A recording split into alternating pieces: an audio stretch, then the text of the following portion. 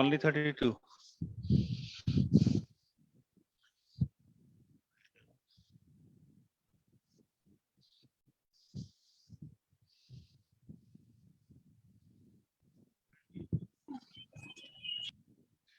ঠিক আছে, তোমাদের কি অসপি কখনো বলা হয়েছে বা তোমরা কখনো দেখছো জিনিসগুলা? হ্যালো, কথা বলো না তো। Yes, No, sir. sir. আচ্ছা, তোমাদের অসপিতে স্টেশন থাকবে 10টা, ঠিক আছে, আর 2টা স্টেশন থাকবে হচ্ছে তোমাদের করে দেখাতে হবে। আমরা সাধারণত তোমাদের অনেক সময় গ্লাভস পরতে দিই, গাউনিং করতে দিই, আরেকটাতে দিয়ে হচ্ছে স্কালপেলটা, বিপি ব্লেডটা কিভাবে স্কাল ইয়েতে ঢুকাতে হয়, বুঝছো? ব্লেডটা, বিপি নাইফটা কিভাবে বাট পার্কার হ্যান্ডেলের মধ্যে ঢুকাতে হয়, ঠিক আছে? তোমরা কি কখনো এগুলো প্র্যাকটিস করে দেখছো? No, sir. করনি। আচ্ছা, গ্লাভস কি করে পড়তে হয় সেটা কি দেখা হয়েছে কখনো? বডিতে ঢোকা হয়েছে? Yes, sir. আচ্ছা, আমরা গ্লাভস পরার আগে তো হ্যান্ড ওয়াশ করতে হয়। হ্যান্ড ওয়াশের নিয়ম হচ্ছে আমরা সাধারণত প্রথম অপারেশনের সময় 3 থেকে 5 মিনিট হাত ধুতে বলি। হাত ধোয়ার নিয়ম হচ্ছে আমরা প্রথমে সোপ দিয়ে ধুতে বলি, অথবা হেক্সি স্ক্রাব দিয়ে ওয়াশ করি। হেক্সি স্ক্রাব দিয়ে ওয়াশ করতে হয় কিভাবে? প্রত্যেকটা ক্রিজ খেয়াল করতে হয়, প্রত্যেকটা ক্রিজ, নেইল বেড, তারপরে হচ্ছে রিস্টের ওখানে কমপ্লিট করে ধুয়ে up to ankle, elbow joint পর্যন্ত, তাই তো? প্রথমে রিঞ্জিং করতে হয় পানি দিয়ে, তারপরে করার পরে হেক্সি স্ক্রাব দিতে হয়, দিয়ে প্রত্যেকটা নেল বেডে ওয়াশ করতে হয়। এই জন্য ব্রাশ আছে, অনেক সময় আমরা হাত দিয়ে এমনি করি। আর প্রত্যেকটা জয়েন্ট, ইন বিটুইন ক্লেফট, এগুলোকে ওয়াশ করা হয়। তারপরে রিস্টের মুভমেন্ট করে এই জায়গাটা পরিষ্কার করা হয়, করার পরে তারপরে ওয়াশ করা হয়। আচ্ছা, ওয়াশের উদ্দেশ্যটা কি? ওয়াশের উদ্দেশ্য হচ্ছে আমাদের প্রত্যেকের স্কিনে ন্যাচারাল কিছু অর্গানিজম থাকে, আমাদের ইনহেবিটেন্ট, এগুলো বডিতে থাকে, কিন্তু এগুলো কোনো ঝামেলা করে না। কিন্তু যদি কোথাও কেটে যায় তখন ওইটার থেকে তো ইনফেকশন হতে পারে, তাই না? কথা কি বোঝা যাচ্ছে? তো সেই জন্য আমরা মাইক্রো অর্গানিজমের পরিমাণটা কমাই। পুরোটা তো কমানো যায় না। পুরো কমাতে হলে কি করতে হবে? স্টেরিলাইজেশন করতে হবে। স্টেরিলাইজেশন করলে কি আমার হাত থাকবে? Hello hello Yes, sir. Yes, sir. হ্যাঁ, স্টেরিলাইজেশন তো হাতে তো আর লিভিং বডিতে তো স্টেরিলাইজেশন করা যাবে না, তাই না? আমরা করে মাইক্রো অর্গানিজমের পরিমাণটা কমাই, যেন ভিরুলেন্সি কমে যায়। তার মানে অপারেশনের সময় জানি ওই অর্গানিজম দিয়ে অপারেশনের ফিল্ডে কোনো ইনফেকশন না করতে পারে, তাই তো? সেই জন্য আমরা হ্যান্ড ওয়াশটা করি। স্টেরিলাইজেশন তো করা হয় না, ডিসইনফেক্টেন্ট করা হচ্ছে। আর যখন আমরা বডি ইয়ে করি, বডিকে অপারেশনের জন্য প্রিপারেশন করি, ইনসিশনের জন্য প্রিপারেশন করি, তখন ওটাকে আমরা পরিষ্কার করি। সেটাও আমরা হেক্সিসল দিয়ে করি। হেক্সিসলের আগে হচ্ছে হিউজ স্ক্র্যাপ দিই। হিউজ স্ক্র্যাপ অনেক সময় দেওয়া হয়, অনেক সময় দেওয়া হয় না। যদি ডার্টি হয় তাহলে হিউজ স্ক্র্যাপ ইউজ করা হয়। হিউজ না হলে আমরা নর্মালি পেইন্টিং করি পভিডন আয়োডিন দিয়ে। পেইন্টিং করে তারপরে এটা করা হয়। আচ্ছা, আর গ্লাভস পরার নিয়ম হচ্ছে প্রথমে গ্লাভসটা খোলা হয়। এখন গ্লাভস কার কোন সাইজটা লাগবে, কারোর 5, কারোর 6, কারোর 7, সেটা নির্ভর করে কিসের উপরে? এই লেন্থের উপরে, ব্রেথের উপরে, এইটার উপরে নির্ভর করে, ঠিক আছে? এই জন্য কেউ 5.5 বা কেউ 6, কেউ 7, কেউ 7.5 ইউজ করতেছে। আচ্ছা, নিয়মটা হচ্ছে গ্লাভস সবসময় দেখবা যখন খোলা হয়, খোলার পরে গ্লাভসটা একটু ভাঁজ করা থাকে, ভিতরের অংশটা বের করা থাকে। বের করা থাকে কি জন্য? আমি ওখানে ধরার জন্য। যে অংশটা আমি যখন হাতটা স্টেরাইল করলাম, ওইটা তো পুরোটা স্টেরাইল হয়নি। ওই যে অংশটা দিয়ে ধরা হচ্ছে, 4টা আঙ্গুল ঢুকানো হচ্ছে, পরে আরেকটা ঢুকানোর পরে ওই ভাঁজটাকে নরমাল করা হয়। কারণ যে অংশটা ধরলাম সেই অংশটা যদি বডির ভিতরের দিকে চলে যায়, আর যখন কাজ করার পরে আবার হাতটা খোলা হয় তখন আস্তে টান দিয়ে খোলা হয়, এবং এই পাশে বাম হাতেরটা ভিতরে আঙ্গুল ঢুকায় তারপর খোলা হয়। তোমাদের আমি যখন প্র্যাকটিক্যালি দেখাবো তখন তোমরা বুঝতে পারবা। আচ্ছা, আর অস্পিতে এইটা হচ্ছে দুটো স্টেশন থাকে, আর বাকি 8টা স্টেশনে কোশ্চেন থাকে। কোশ্চেনের মধ্যে যেরকম গতবারের কোশ্চেন গুলো আমি কিছু বলি, কিছু ইনস্ট্রুমেন্ট থাকে, ওটা অর্থোপেডিক্স ইনস্ট্রুমেন্ট একটা বা দুইটা থাকে, এক্সরে থাকে, আর আমাদেরটাই কিছু ইনস্ট্রুমেন্ট থাকে, এক্সরে থাকে, আর কি থাকে তোমাদের এখন তো সরাসরি বডিতে লিভিং অর্গান থাকে না, এই জন্য আমাদের কিছু ছবি দেওয়া থাকে, যেরকম অ্যাপেন্ডিক্সের একটা ছবি থাকে, গলব্লাডারের একটা ছবি থাকে, অ্যাপেন্ডিক্স গুলো একটা লাম্পের একটা ছবি, অথবা গলব্লাডারের একটা লাম্পের একটা ছবি, বা কোলিলিথিয়াসিসের একটা ছবি দেওয়া থাকে। ওখানে দেওয়া থাকে যে এই অর্গানটা আপনি কি করে চিনতে পারতেছেন। তা আমরা বলে দিই যে এটা লোবুলার শেপড, সোয়েল থাকবে, এক সাইডে বাধা থাকে, আমরা কালারটা এরকম থাকে, ওইটা দেখে আমরা বুঝতে পারি এটা একটা টিউবুলার স্ট্রাকচার, এটা প্রবাবলি অ্যাপেন্ডিক্স অথবা গলব্লাডার। অ্যাপেন্ডিক্স থাকলে তার সাথে মেজর অ্যাপেন্ডিক্সটা থাকে, সেটাতে আমরা কনফার্ম করি। আর একটা টিউব আটকানো থাকে, আর অনেক সময় ওর উপরে যে ব্লাড ভেসেল যেগুলো থাকে সেগুলো হেমোরেজিক থাকে, তাহলে আমরা বুঝতে পারি এটা অ্যাপেন্ডিসাইটিসের একটা স্পেসিমেন। আর গলব্লাডারটাও দেওয়া থাকে, গলব্লাডার দেখলেই কালারটা দেখলে বোঝা যায় একটা লোবুলার স্ট্রাকচার, এক সাইডে বাধা থাকে, ওইটা দেখে আমরা বুঝতে পারি যখন টাই করা হচ্ছে। আর এখানে কোনো মেজ অ্যাপেন্ডিক্স থাকে না বা মেজ এন্ট্রি থাকে না। আচ্ছা, এইটার থেকেও বেশি থাকে তোমাদের মেইনলি থাকে কোলাঞ্জিওগ্রামের। হ্যালো, কোলাঞ্জিওগ্রামের একটা ছবি দেওয়া থাকে আফটার অপারেশন অথবা টি টিউবের আফটার অপারেশন। কোলিডোকোলিথিয়াসিস যখন থাকে, আমরা বাইল ডাক্ট ওপেন করে ডিজার্ডিন ফরসেপ দিয়ে বাইল ডাক্ট থেকে স্টোন বের করি, স্টোন বের করার পরে ওখানে আমরা একটা টি টিউব লাগাই দিই, তাই তো? টি টিউব লাগাই দিয়ে কনফার্ম করার জন্য, টি টিউব দিয়ে বাইলটা আসতে থাকে, প্যাটেন্ট আছে কিনা সেটা দেখার জন্য। আর 14 দিন পরে আমরা টি টিউবের মধ্যে ডাই পুশ করে কনফার্ম করি যে টি টিউবটা প্যাটেন্ট আছে কিনা, তখন করা হয়, এটাকে বলা হয় টি টিউব কোলাঞ্জিওগ্রাম। ঠিক আছে, টি টিউব কোলাঞ্জিওগ্রামের গতবার একটা ছবি দেওয়া ছিল, দেখা যাচ্ছে যে একদম টি টিউবের যেখানে টিপটা ওখানে একটা স্টোন আছে কিনা, গতবার একটা স্টোন ছিল। আর বাইল ডাক্টটা প্যাটেন্ট আছে কিনা এটা দেখার জন্য। ঠিক আছে, hello Yes, sir. Hello, Yes, sir. হ্যাঁ হ্যাঁ, তোমরা কি বুঝতে পারতেছো? আমি তো অনেক তাড়াতাড়ি কথাগুলো বলছি, Yes, sir. না বুঝতে পারলে কিন্তু বলবা কিন্তু। তা টি টিউব কোলাঞ্জিওগ্রাম করে আমরা কনফার্ম করি যে কি অবস্থা আছে। এটা এক নম্বর হচ্ছে প্যাটেন্ট আছে কিনা, হ্যাঁ 82, আচ্ছা প্যাটেন্ট আছে কিনা। 2 নম্বর হচ্ছে কোনো ব্লক আছে কিনা, ঠিক আছে, কোনো অবস্ট্রাকশন আছে কিনা সেটা দেখার জন্য। গতবার কিন্তু টি টিউব কোলাঞ্জিওগ্রামটা এসেছিল। আর এসেছিল হচ্ছে কিছু ইনস্ট্রুমেন্ট, তার মধ্যে ছিল হচ্ছে ইয়ে ছিল, একটা আর্টারি দেওয়া ছিল, তারপরে প্রোক্টোস্কোপ দেওয়া ছিল। প্রোক্টোস্কোপের প্রত্যেকটা পয়েন্ট জিজ্ঞেস করছিল যে এটা কি এটা কি, প্রোক্টোস্কোপের কোনটা কি এটা জিজ্ঞেস করছিল, ওখানে দেওয়া ছিল পয়েন্টগুলো। আর একটা প্রবলেম বেস ছিল, প্রবলেম বেস মনে করো যে একটা 30 ইয়ার্স ওল্ড ফিমেল, একটা লাম্প আছে, লাম্পটা মুভেবল, তুমি কিভাবে ডায়াগনোসিস করবা। ও তারপরে অ্যাক্সিলারি লিম্ফ নোড গুলো কোনো অ্যাক্সিলারি কোনো লিম্ফ নোড অ্যাবসেন্ট ছিল, 30 ইয়ার্স, সরি 25 ইয়ার্স। আর তার কোনো ইয়ে ইয়ে ইলনেস, তার মানে হচ্ছে নাইট সোয়েটিং বা নাইট ফিভার এগুলো ছিল না। এখানে তুমি কি করে ডায়াগনোসিস করবা?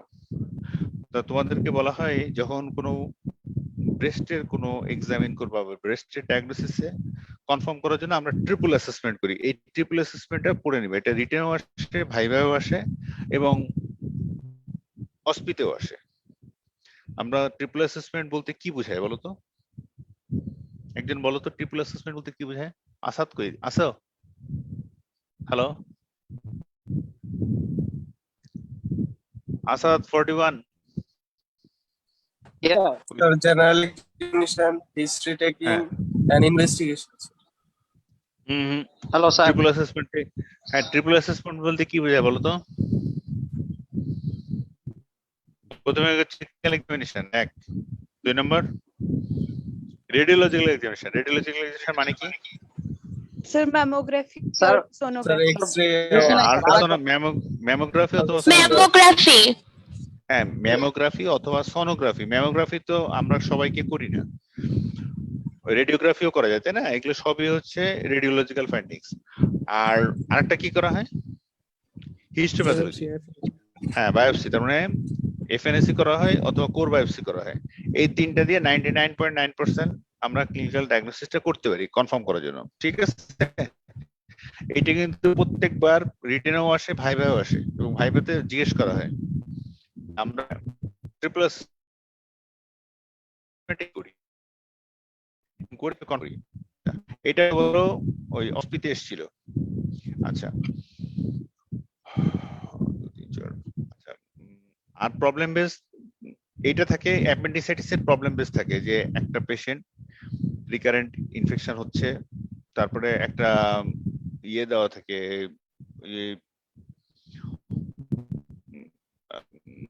ডাব্লিউবিসি কাউন্ট, টোটাল কাউন্টের একটা ফিচার দেওয়া থাকে।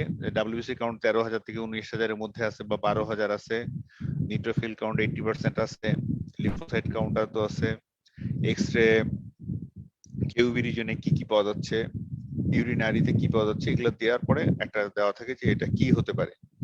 যদি অ্যাকুট অ্যাপেন্ডিসাইটিস থাকে তাহলে আমরা শুধু এখানে আল্ট্রাসাউন্ডতে প্রোব প্রেসার দিলে যে ওখানে যে পেইন ফিল করবে। 2 নাম্বার হচ্ছে লিউকোসাইট কাউন্ট বেড়ে যাবে, লিউকোসাইটোসিস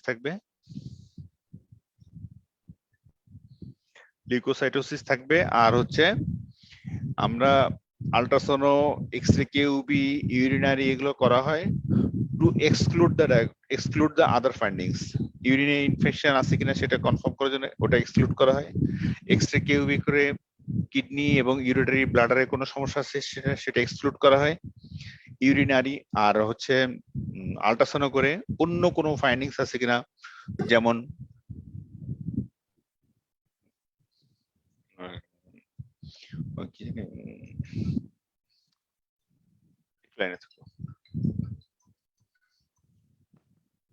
আসসালামু আলাইকুম। হ্যাঁ, ওয়ালাইকুম আসসালাম। একটু পরে কথা বলবো, আমি ক্লাসে আছি, আধা ঘন্টা পরে কথা বলবো। ওই যে কোনো ইয়ে প্রেগন্যান্সি আছে কিনা, একটোপিক প্রেগন্যান্সি আছে কিনা ওটা কনফার্ম করা যায়, ঠিক আছে? 1 2 3 4। আচ্ছা, আর হচ্ছে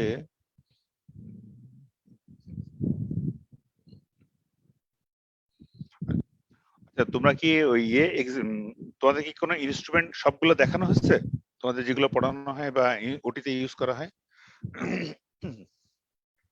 হ্যালো, Yes, sir. তোমরা কি ওটি ইনস্ট্রুমেন্ট কি তোমাদের দেখানো হয়েছে? কি কি এখানে কি কি দেওয়া হয় তোমাদের? নরমাল ইনস্ট্রুমেন্ট গুলো কি তোমরা চেনো? এই বিপি রেট দেওয়া থাকে। থার্ড ইয়ারে ওয়ার্ডের সময় দেখানো হয়েছিল। ও, তারপরে দেখানো হয়নি? নো স্যার, তারপর দেখানো হয়নি। আর তোমাদের তো সাধারণত এখানে খুব সাধারণ জিনিসগুলো থাকে, যেরকম বিপি ব্লেড থাকতে পারে, হ্যান্ডেল থাকতেছে, প্লেন ফোরসেপ থাকতেছে, টুথ ফোরসেপ থাকতেছে, আর্টারি থাকতেছে, আর তারপরে এলিস টিস্যু ফোরসেপ থাকবে, মসকুইটো থাকবে, মনিহান্স থাকবে, তারপরে হচ্ছে মেইনলি এগুলোই থাকে। আর হচ্ছে রাইট অ্যাঙ্গেল থাকবে, রিভার্স ফোরসেপ থাকবে। আচ্ছা, তো তোমরা কি ইয়ে মনে করো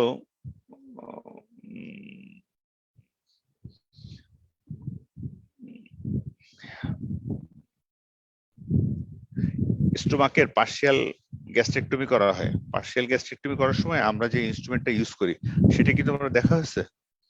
একটা স্টোমাক সাইডে থাকে, একটা ইন্টেস্টাইনে থাকে, যে ক্ল্যাম্প গুলো, ওগুলো কি দেখানো হয়েছে তোমাদের? এগুলো দেখানো হয়নি।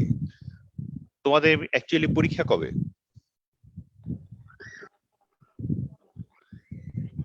তোমাদের 5th ইয়ার ফাইনাল পরীক্ষা কবে? হ্যালো স্যার, আমাদের কারিকুলাম অনুযায়ী স্যার নভেম্বরে হওয়ার কথা এই বছরের স্যার, কিন্তু এখন তো মনে হয় না স্যার নভেম্বরে হবে। এখন যে মনে হয় কবে হবে একমাত্র আল্লাহই জানে, আর তো কেউ জানে না। সেটাই স্যার। তবে এইবারের 5th ইয়ার যে ডেটটা পার হয়ে গেছে, এটা কিন্তু খুব তাড়াতাড়ি ডেট দিয়ে দিবে, এই জন্য কেউ জানি স্টেশন লিভ না করে, বিশেষ করে ফরেনাররা। ওদেরকে ইনফর্ম করে দিও যে যে কোনো সময় ওদের ডেটটা দেওয়া হবে, ঠিক আছে? আচ্ছা, তোমাদের কি ইয়ে 5th ইয়ারে ওয়ার্ড প্লেসমেন্ট হয়েছে সার্জারিতে? No sir. এখনো হয়নি? এমনি শিডিউল দেওয়া আছে কবে? শিডিউলও দেওয়া নাই স্যার। এখনো শিডিউলও দেওয়া হয়নি, তাই না? No sir. আর তোমরা ওই 3rd ইয়ারে একবার করার পরে আর কোনো প্লেসমেন্ট দেওয়া হয়নি, তাই না? থার্ড ইয়ারে সার্জারি প্লেসমেন্ট শুধু থার্ড ইয়ারে ছিল স্যার, ফোর্থ ইয়ারে ছিল না। আচ্ছা, তোমরা এখন যারা ক্লাস করতেছো তাদের কি second proof third proof total clear আছে? থার্ড প্রফের রেজাল্ট তো এখন হয় নাই, first proof second proof clear আছে স্যার। ও, থার্ড প্রফ তোমাদের কি থার্ড প্রফ, তোমরা কি শুধু থার্ড প্রফ পরীক্ষা দিয়ে আসছো, এখন থার্ড প্রফ ক্লিয়ার হয়নি, তাই তো? সবারই কি একই? Yes sir, yes sir, yes sir.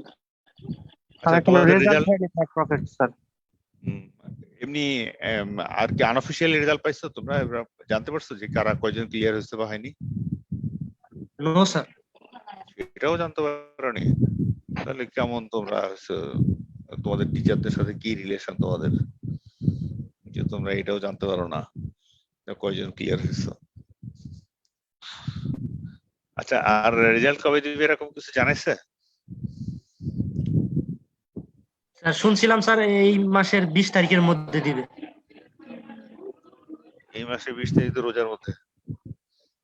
তাহলে তো তোমরা পরীক্ষার্থী কয়জন ছিল? থার্ড প্রফ কয়জন দিছিলে তোমরা? এক্সামিনিং কয়জন ছিল? টোটাল স্যার ডিফল্টার সহ স্যার 108 জন। 108 জন। তোমাদের এই পরীক্ষাটা কবে হয়েছিল? স্যার ফেব্রুয়ারিতে। এই ফেব্রুয়ারিতে? এই ফেব্রুয়ারি জি স্যার। ফেব্রুয়ারি 2000। ফেব্রুয়ারির 28 তারিখে শেষ হয়েছে পরীক্ষা।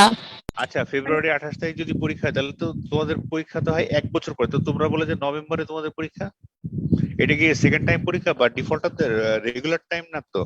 ইরেগুলার ব্যাচ ছিল নাকি? স্যার রেগুলারের পরীক্ষা তো মেতে ছিল স্যার, পরে হচ্ছে স্যার নভেম্বরের পরীক্ষা ছিল, পরে আমরা ডিফল্টার আর হচ্ছে যারা রেগুলার ছিল একসাথে পরীক্ষা হয়েছে স্যার। সেটা হচ্ছে ফেব্রুয়ারিতে, তাই তো? এই যে নভেম্বরে পরীক্ষা ছিল, এই জন্য মানে স্যার তোমাদের জানুয়ারিতে স্টার্ট হয়েছে, ফেব্রুয়ারিতে শেষ হয়েছে। বুঝলাম। এই জন্যই তোমরা বলছো যে তোমাদের 5th ইয়ার ফাইনাল নভেম্বরে হবে, তাই তো? অফিসিয়াল জি টাইম স্যার। নভেম্বর। জি স্যার। স্যার এই একটু মানে সবাই শিওর না স্যার, এটা অনেকে বলতেছে স্যার 1 বছর। কথাটা ক্লিয়ার হচ্ছে না। হ্যাঁ, সার্কুলার অনুযায়ী কি বলো?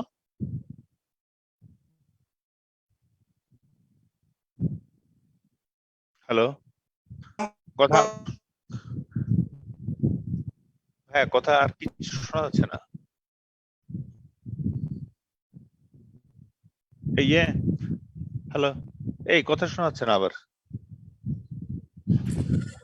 Sir regular batch and November আবার ব্যাচ শোনা সব যাচ্ছে। একসাথে আবার শোনা যাচ্ছে। একসঙ্গে পরীক্ষা হয়েছে স্যার। আচ্ছা, একসাথে পরীক্ষা হয়েছে, এই জন্য তোমরা মনে করতেছো যে আবার নভেম্বরে পরীক্ষা হলে নভেম্বরে হবে, তাই তো? নাহলে আবার পরে ডেট চেঞ্জ হবে, তাই তো?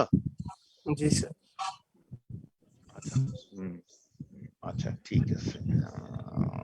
স্যার এটা ভাবতেছে সবাই, কিন্তু এটা এখনো শিওর না স্যার, করোনা পরিস্থিতির উপর স্যার ডিপেন্ড করতেছে সব। খরচ তো দিন দিন খারাপের দিকে যাচ্ছে। জি স্যার, সেজন্য এটা মানে জাস্ট সবাই বলতেছে, মানে অথেন্টিক কিছু না যে স্যার এটাই শিওর। জি। আর তোমরা তো কোনো ভ্যাকসিন মনে হয় দিতে পারো না, তাই না? No sir. তোমাদের ভ্যাকসিন দিতেও পারোনি এবং তোমাদের ডেট কবে আসবে সেটাও তোমরা জানো না। আর ভ্যাকসিন দিয়েই বা কি হচ্ছে? ভ্যাকসিন দিচ্ছে, তারপরে দেখা যাচ্ছে অ্যান্টিবডি 0। Yes sir. আর সেকেন্ড ডোজ ছাড়া স্যার অনেকে নিতেও পারতেছে না sir, not available.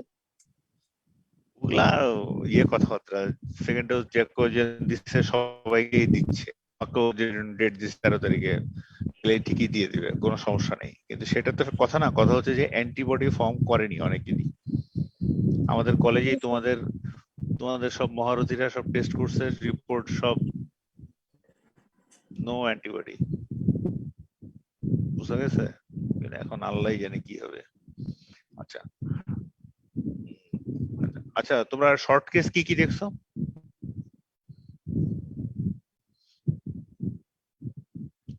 Hello, short case তোমরা কি কি দেখছো? তোমাদের তো এখানে অল্প কয়েকটা শর্ট কেস থাকে, lipoma, ganglia, sebaceous cyst, sir hernia. Lipoma দেখছিলাম স্যার থার্ড ইয়ারে।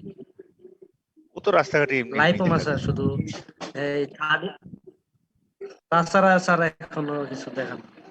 লাইপোমা, নিউরোফাইব্রোমা এগুলো তো রাস্তায় ফকির টুকি যত আছে সবগুলো এগুলো নিয়ে ঘুরে বেড়ায়, ওগুলো তো এমনি এমনি দেখা যায়, ওগুলো আবার আলাদা দেখা লাগে নাকি? আমাদের আমাদের এফসিএস ফাইনালে তো ওই নিউরোফাইব্রোমা কয়েকটা ফকির আছে রাস্তায়, সেগুলা বডিতে অনেকগুলা থাকে, সেগুলো নিয়ে আসে নিউরোফাইব্রোমা, একদম পুরো বডি, ওগুলো তো রাস্তা থেকে সব ধরে নিয়ে আসে। তোদের তো এখানে ফিক্সড করা আছে, কিছু লাইপোমা, কিছু গ্যাংলিয়া, আর একটা খালা আছে তোদের মনে হয় ইয়ের থাইরয়েড খালা, তাই না? জি স্যার। Yes sir. ওই থাইরয়েড খালা আছে, আর কিছু ড্রাইভার আছে তোদের লাইপোমা ড্রাইভার, এই তো তোদের অবস্থা। আর ওই সেবাসিয়াস সিস্ট। আচ্ছা, লাইপোমা সেবাসিয়াস সিস্ট এটা তোমরা কনফার্ম করবা কি করে, কোনটা লাইপোমা কোনটা সেবাসিয়াস সিস্ট? স্যার পাংটাম দেখে। হ্যাঁ ঠিক আছে, পাংটাম 30% ক্ষেত্রে পাংটাম পাওয়া যায় না, ঠিক আছে। সেবাসিয়াস সিস্ট যেটা হচ্ছে সেবাম কালেকশন হচ্ছে, সেখান থেকে সেবাসিয়াস সিস্ট হচ্ছে। আর লাইপোমা তো ম্যাচিওর লিপিড সেল, তাই তো, ম্যাচিওর ফ্যাট সেল। আর ওটা তো, আর লাইপোমাতে স্কিন, তার মানে সারাউন্ডিং স্কিনের সাথে সে ফিক্স থাকবে না, এবং আন্ডারলাইন স্ট্রাকচারের সাথেও ফ্রি থাকবে, সারাউন্ডিং স্কিন ফ্রি থাকবে। কিন্তু সেবাসিয়াস সিস্টে সারাউন্ডিং স্কিনের সাথে সে ইন্টারঅ্যাক্ট থাকবে, একদম ফিক্স থাকবে, কিন্তু আন্ডারলাইন স্ট্রাকচারের সাথে ফ্রি থাকবে, তাই তো। আর লাইপোমাতে স্লিপিং সাইন পজিটিভ থাকবে। স্লিপিং সাইন মানে হচ্ছে মার্জিনে চাপ দিলে আস্তে সরে যাবে, তাই তো। জি স্যার। আর আর ফ্ল্যাকচুয়েশন টেস্ট কি হবে? So positive sir. হ্যাঁ, কোনটাতে পজিটিভ? স্যার লাইপোমাতে স্যার। আর ইয়েতে সেবাসিয়াস সিস্টে? স্যার ওখানে নেগেটিভ স্যার। আর কম্প্রেশন টেস্ট কাকে বলে? স্যার প্রেসার দিয়ে যেটা করো স্যার। প্রেশার দিয়ে, তারপরে ভয় পাচ্ছ কেন বললো? হেমাঞ্জিওতে কি হয়? স্যার কম্প্রেস করলে হ্যাঁ হ্যাঁ, স্যার কম্প্রেস করলে স্যার ওইখানে একটু মানে একটু নিচু হয়ে যাবে স্যার, ওইটা আবার ফিল হয় কিনা স্যার? যদি স্যার ফিল না হয় তাহলে স্যার কম্প্রেস টেস্ট পজিটিভ, আর যদি ফিল হয় তাহলে স্যার নেগেটিভ। আর হেমাঞ্জিওতে কি হয়? হেমাঞ্জিওতে আমরা যদি হেমাঞ্জিওতে চাপ দিলে আস্তে ভিতরে ঢুকে যায়, তারপর আস্তে আস্তে করে টোটাল আবার ইয়ে পুনরায় ফিল আপ হয়ে যায়, তাই তো। তার মানে নিচের সাথে কমিউনিকেশন আছে, তার মানে নিচের কোনো ব্লাড ভেসেল বা ক্যাভিটির সাথে কমিউনিকেশন আছে, তখন এটা কম্প্রেশন টেস্ট পজিটিভ হয়, তাই তো। আচ্ছা, আর লাইপোমাতে আমরা ট্রিটমেন্ট কি করি? স্যার এক্সিশন করে স্যার। এক্সিশন আন্ডার এলে লোকাল অ্যানেস্থেসিয়া এক্সিশন করি। আচ্ছা, আর কয়েকটা জায়গা লাইপোমা থেকে যে লাইপোসার্কোমা হচ্ছে, এটা আমরা কনফার্ম করি কি করে? FNAC sir. এফএনএসি তো অনেক পরের কথা, একটু তার আগে বলো আমরা কখন একটা লাইপোমা আছে হঠাৎ করে বড় হচ্ছে, ইরেগুলার মার্জিন হচ্ছে, পেইন হচ্ছে, তারপরে আর হচ্ছে কোন কোন প্লেসে এইগুলো বেশি হয়? একটা হচ্ছে রেট্রোস্টার্নাল, তারপরে হচ্ছে স্যার হ্যান্ডের দিকে স্যার। হ্যাঁ, রেট্রোপেরিটোনিয়াল, তারপরে ইন বিটুইন থাই, তারপরে ইন বিটুইন শোল্ডার, এই সমস্ত জায়গায় থাকলে আমরা লাইপোমা থেকে লাইপোমা সার্কোমা হওয়ার সম্ভাবনা বেশি থাকে, এবং সেই সময় আমরা এফএনএসি করে কনফার্ম করি। কিন্তু আগে তো মাথার মধ্যে থাকতে হবে যে হ্যাঁ আমার এটা থাকতে পারে, তখন এই জন্য আমরা টেস্ট করি, তার আগে তো করি না, করে তারপর আমরা করি। আর যদি ইয়ে হয় ওই একটা তো গ্যাংলিয়া কোথায় হয়? গ্যাংলিয়া স্যার জয়েন্টের কাছাকাছি জয়েন্ট স্যার। জয়েন্ট এবং জয়েন্ট রিলেটেড, ওখানে কমিউনিকেশন থাকে। আর যেটা ওই আমরা অনেক স্যার জয়েন্টের মানে সারাউন্ডিং এ স্যার। হ্যাঁ জয়েন্ট এবং জয়েন্ট জি, স্যার। রিলেটেড, হ্যাঁ। আর যদি ইয়ে হয়, মনে করো একটা মাথায় একটা লাইপোমা আছে, তখন আমরা কি করে কনফার্ম করি? আমরা কি করি? আমরা এক্সরে করে কনফার্ম করি যে ওটার স্যার, কমিউনিকেশন আছে কিনা ভিতরের সাথে, তাই তো? হ্যালো, এক্সরে করে কনফার্ম করি যে ভিতরের সাথে স্যার। কমিউনিকেশন আছে কিনা। আর যদি মনে করো আর বডিতে যে ইয়ে লাইন গুলা থাকে, ওই লাইনে যখন থাকে তখন আমরা কি করি? যেরকম ওই আচ্ছা, কিলার্ট কোথায় হয়? What is keloid, what is hypertrophic scar? কেলয়েডটা হলো স্যার সার্জারির যে স্যার বর্ডারটা তার থেকে মানে এক্সটেন্ড করবে স্যার, মানে বর্ডার থেকে একটু বাইরে চলে যাবে স্যার। আচ্ছা, স্যার কেলয়েড স্যার। আর হাইপারট্রফিক স্কার? এটা তো তোমাদের রিটেনে সবসময় আসে। হাইপারট্রফিক স্কার 1 বছরের পরে সেটার এক্সটেনশন করে না, কিন্তু কিলয়েড এক্সটেনশন করতে পারে। এই জন্য আমরা জি যখন স্যার, অপারেশন আফটার করি, এক্সেশনের পর স্যার। হ্যাঁ আমরা অপারেশন করলে 1 বছর পরে করি। আর ওই লাইনটাকে ক্রস করা হয় না, লাইনটাকে ক্রস করলে ওইটা আবার বড় হয় কিলয়েডে, তাই না? জি স্যার। আর এখানে কি ট্রিটমেন্ট কি দেওয়া হয়?